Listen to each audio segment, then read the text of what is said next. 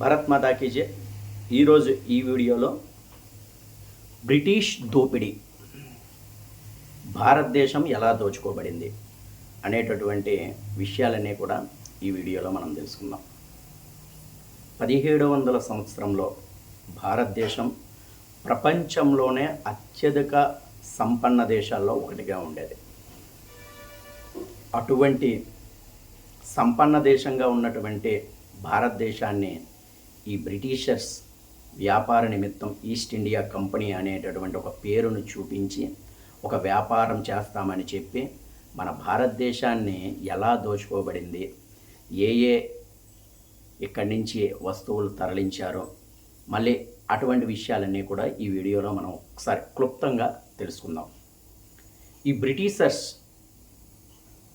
బంగారం, వజ్రాలే కాకుండా మన భారతదేశం నుంచి మన ఆర్థిక వ్యవస్థ, పరిశ్రమలు, అలాగే వ్యవసాయం, జ్ఞానం, సంస్కృతి ఇవన్నీ కూడా తీసుకొని పోయారు.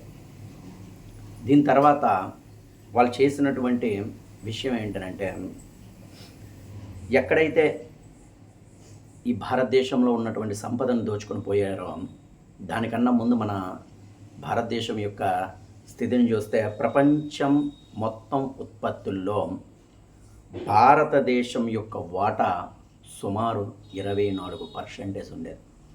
మీరు విన్నది నిజమండి. 24% ప్రపంచంలో ఉన్నటువంటి సంపన్న దేశాల్లో కేవలం భారత్ ఉత్పత్తిలో 24% ఉండేదంటే ఎంత సంపన్న దేశమో ఒకసారి మీరు ఆలోచన చేయండి. అట్లాగే పత్తి, పట్టు చీరలు, మసాలాలు, వజ్రాలు, లోహాలు ఇవన్నీ కూడా భారత్ నుంచి వాళ్ళు ప్రపంచానికి ఎగుమతి చేసేవారు. మన దేశంలోకి వ్యాపార నిమిత్తం వచ్చి మన దేశం యొక్క సంపదను దోచుకొని ఇక్కడున్నటువంటి విలువైనటువంటి వజ్రాలు కానీ, బంగారం కానీ, అట్లాగే పత్తి కానీ, నూలు కానీ, ఈ వస్త్రాలు కానీ ఇవన్నీ కూడా ఇక్కడి నుంచి వాళ్ళు ఎగుమతి చేసేవారు. ఎగుమతి చేసేవారు అని అంటే ఎలా అంటే, మీకు ఒక విషయం చెప్పనా, మన రైతుల దగ్గర అన్యాయంగా దోచుకొని భయపెట్టి వీళ్ళు మన దగ్గర నుంచి మన సంపదను దోచుకొని పోయారు. ఇకపోతే ఇంకొక విషయంలోకి వస్తే, మన భారతదేశంలోనే చూసుకుంటే బెంగాల్, మద్రాస్, సూరత్, అట్లాగే మైసూర్, ఢిల్లీ చాలా సంపన్నంగా ఉండే.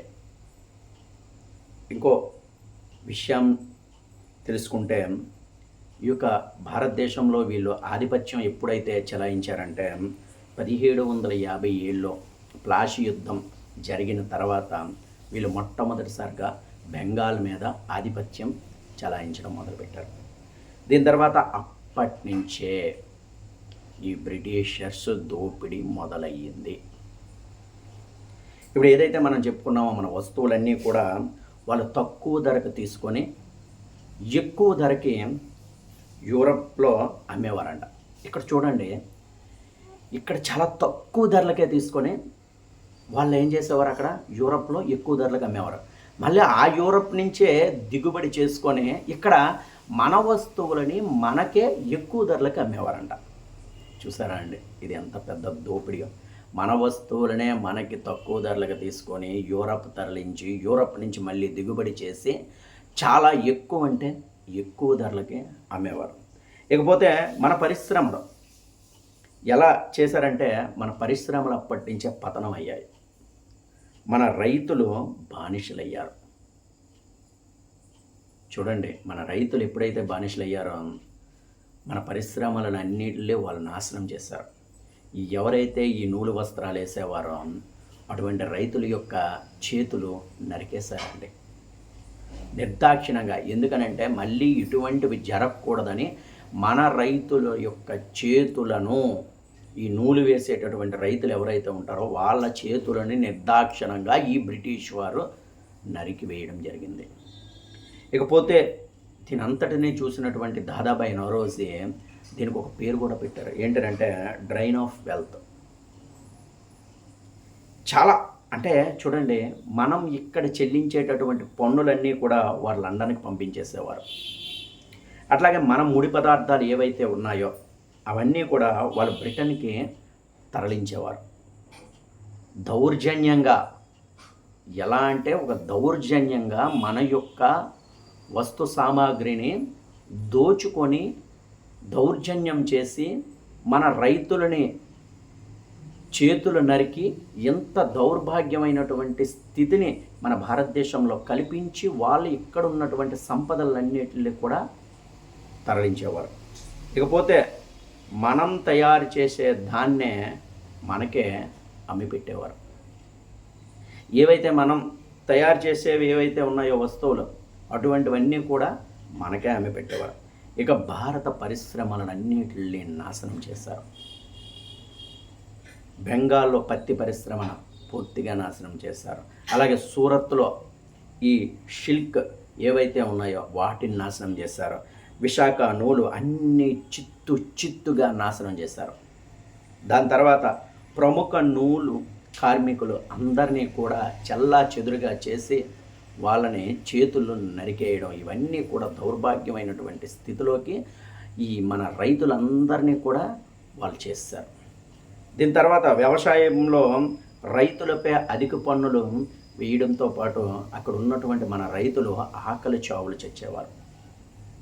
చూడండి, మన పంట మనం వేసుకొని మనం సంపాదించాల్సినటువంటి స్థితి నుంచి వాళ్ళు దౌర్జన్యంగా దోచుకొని అధిక పన్నులు వేయడం వల్ల మన రైతులు ఆకలి చావులు చచ్చారు అని అంటే ఎంత బాధాకరమైనటువంటి విషయమో ఒకసారి అర్థం చేసుకోండి.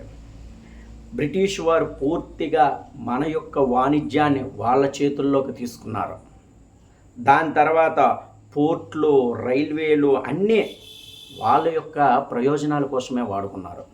దాని తర్వాత భారతీయ వ్యాపారుల యొక్క మొత్తం వ్యవసాయం, అట్లాగే వాణిజ్యం, ఈ నూలు వస్త్రాలు పరిశ్రమలు అన్నీ నాశనం చేశాక మనం మొత్తం కూడా మన చేతుల్లో నుంచి జారిపోయేది. ఎంత దారుణమైనటువంటి విషయాలు చేసేవారనంటే ఈ బ్రిటిషర్స్ మన భారతీయ వ్యాపారులు, మన కార్మికులు పేదరికంలోకి జారిపోవడానికి వీళ్ళు అత్యధికమైనటువంటి తప్పులు చేసి భయపెట్టి మన వ్యవసాయ సంపదలను కానీ మన నూలు చేసేటటువంటి వస్త్రాలను కానీ దోచుకొని లేకపోతే చంపేవారు కూడాను. అంత దౌర్జన్యం ఈ బ్రిటిష్ వాళ్ళు చేసేవారు. దాని తర్వాత మనం చూసుకుంటే ఇంత సంపన్న దేశం 1700 సంవత్సరంలో భారతదేశం ప్రపంచంలోనే అత్యధిక సంపన్న దేశాల్లో ఒకటైతే 1947వ సంవత్సరానికి వచ్చేసరికి మనం ఆర్థిక రంగంలో చాలా చివరి స్థానంలో ప్రపంచంలో ఉండడం జరిగింది. ఇప్పుడు ఒక్కటే ఆలోచన చేయండి, మన భారత ప్రభుత్వం మళ్ళీ మన పూర్వ వైభవం మనకు తేవాలి అని అనుకుంటే ఆత్మనిర్భర్ భారత్ అనేటటువంటి, అంటే మనం స్వయంగా తయారు చేసేటటువంటి వస్తువులు మనమే కొనాలి అన్నటువంటి ఆలోచన మన భారత ప్రభుత్వం చేయడం చేస్తారు. ఇప్పటికైనా మన భారతీయులు మేల్కోవాలి, ఈ విదేశీ సంస్కృతిని విడనాడాలి. ఈ విదేశీ వస్తువులు ఏవైతే వస్తున్నాయో వాటినన్నిటినీ కూడా వ్యతిరేకించండి. మన యొక్క భారతీయ స్వదేశీ వస్తువులను కొనండి. మళ్ళీ మనం పూర్వ వైభవాన్ని తీసుకొని రావాలి. ఈ బ్రిటిషర్స్ చివరిగా ఇంకొక విషయం కూడా చెప్పి ఈ యొక్క వీడియోని పూర్తి చేద్దాం. బ్రిటన్ మాత్రం భారత సంపదతో ప్రపంచంలోనే అత్యధికమైనటువంటి స్థాయిలో ఉంటే భారత్ మాత్రం చాలా చివరి స్థానంలో ఉండేది. ఇప్పుడు మన ఆర్థిక వ్యవస్థ 4వ అతిపెద్ద ఆర్థిక వ్యవస్థగా ఆవిర్భవించింది. 2047వ సంవత్సరానికి మన భారతదేశం యొక్క ఆర్థిక వ్యవస్థ ప్రపంచంలోనే నెంబర్ 1 స్థాయికి మనం తీసుకుని వెళ్ళాలంటే ఆత్మనిర్భర్ భారత్ అనేటటువంటి పిలుపుకి ప్రతి ఒక్కరూ కూడా మన స్వదేశీ వస్తువులనే మనం కొనేటట్టుగా ప్రోత్సహించాలి. మన కుటుంబాలకి చెప్పండి, మన స్నేహితులకి చెప్పండి, ప్రతి ఒక్కరికి కనిపించిన ప్రతి ఒక్కరికి చెప్పండి. ఈ బ్రిటిషర్స్ ఏదైతే దోపిడీ చేసి మన భారతదేశం నుంచి మన సంపదలన్నీ దోచుకొని మన పేదరికంలోకి తోశారో అదే పేదరికం నుంచి మళ్ళీ పుంజుకుంటూ 2047వ సంవత్సరానికి ప్రపంచంలోనే భారతదేశం నెంబర్ 1 స్థాయికి వెళ్ళడానికి ప్రతి ఒక్కరూ కూడా పూనుకోవాలి. ఆత్మనిర్భర్ భారత్ అనేటటువంటి దానికి ప్రతి ఒక్కరూ కూడా సహకరించి మళ్ళీ మన దేశాన్ని ప్రపంచంలోనే నెంబర్ 1 స్థాయికి తీసుకెళ్లాలనే మనం అందరం ప్రయత్నం చేయాలని ఈరోజు నుంచే ప్రతి ఒక్కరూ కూడా మన స్వదేశీ వస్తువులనే కొనడానికి ప్రయత్నం చేద్దాం. ఈ బ్రిటిష్ దోపిడీ చరిత్రలో ఎన్నడూ లేనటువంటి స్థితిలోకి మన భారతదేశాన్ని పతనం చేసేటటువంటి ఈ బ్రిటిషర్స్ని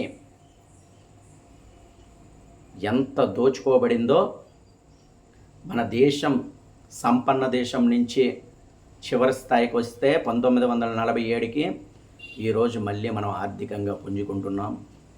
మరొక్కసారి 2047వ సంవత్సరానికి భారతదేశం విశ్వగురువు, అట్లాగే ఆర్థిక వ్యవస్థలో మొదటి స్థానంకి వెళ్ళాలని ప్రతి భారతీయుడిగా మనం అందరం కోరుకుందాం. జై హింద్, జై భారత్.